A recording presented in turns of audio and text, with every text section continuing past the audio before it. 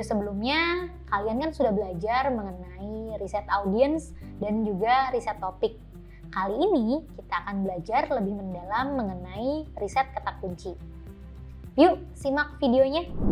Riset kata kunci dapat digunakan untuk menemukan kira-kira kata kunci apa yang paling relevan dengan kebutuhan audiens atau masalah audiens yang kita targetkan. Melalui riset kata kunci, kita bisa menemukan konten yang paling sesuai dan relevan untuk kebutuhan audiens dan juga bisa menyelesaikan masalah audiens. Berikutnya, sebenarnya apa sih riset kata kunci itu? Jadi, keyword research atau riset kata kunci adalah teknik untuk mencari kata-kata yang relevan dan banyak digunakan saat orang melakukan penelusuran di mesin pencarian. Misalnya, kamu ingin menemukan kata kunci yang berkaitan dengan konten-konten tentang makanan Korea. Kamu bisa menemukan keywords-nya menggunakan keyword research atau riset penelitian ini. Lalu, saat kita ingin membuat konten SEO, kenapa sih kita perlu riset kata kunci? Jadi, melalui riset kata kunci dapat memberitahu kamu mengenai informasi penting seperti apa kata kunci yang perlu dioptimasi atau kata kunci mana yang mudah dioptimasi dan kata kunci apa yang dioptimasi oleh kompetitor.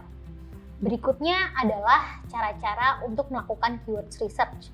Pertama adalah dengan menentukan ide kata kunci. Di sini kamu bisa mulai dengan menuliskan nama, jenis produk atau layanan, dan industri objektif seperti awareness, interest, consideration, dan conversion. Lalu selanjutnya kamu juga bisa menentukan kata kunci berdasarkan lokasi, bisa dari kota, provinsi, atau berdasarkan negara.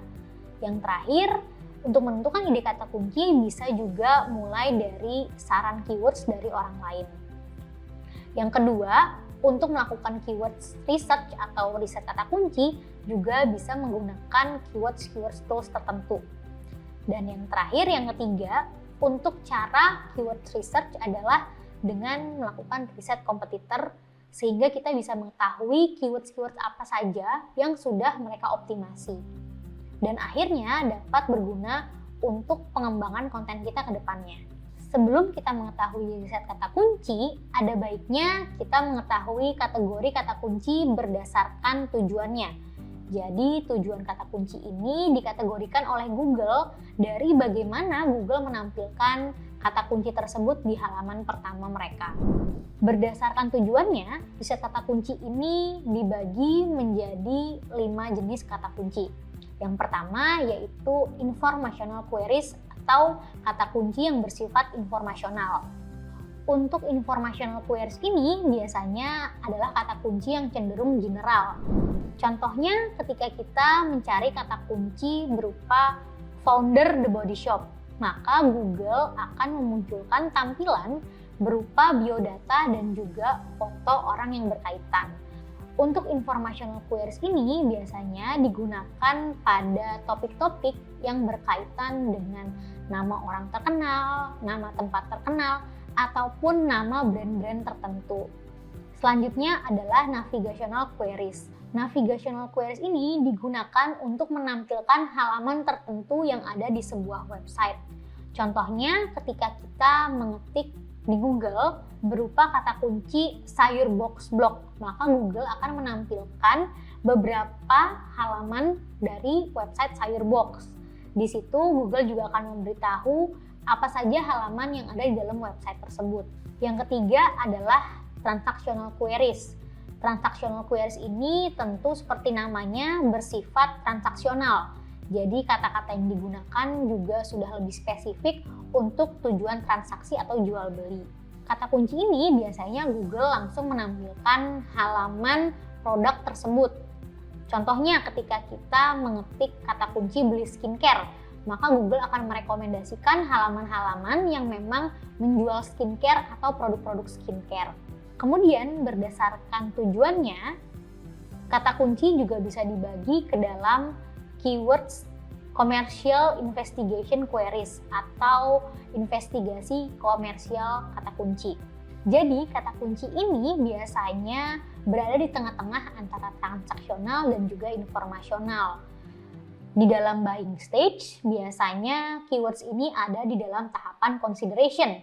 Untuk ciri-ciri kata kunci yang biasa digunakan pada kategori ini, yaitu keywords-keywords yang berisi dengan kata-kata membandingkan, review, atau juga versus.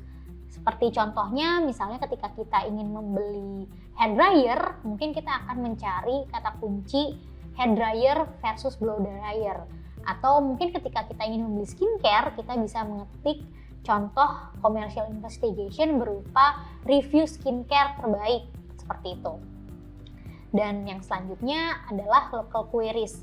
Local queries ini ditampilkan oleh Google ketika kita mengetik kata kunci yang berkaitan dengan lokasi tertentu. Misalnya ketika kita mengetik kata kunci salon terdekat. Jadi di sini Google akan menampilkan langsung alamat bahkan peta dari lokasi tempat tersebut.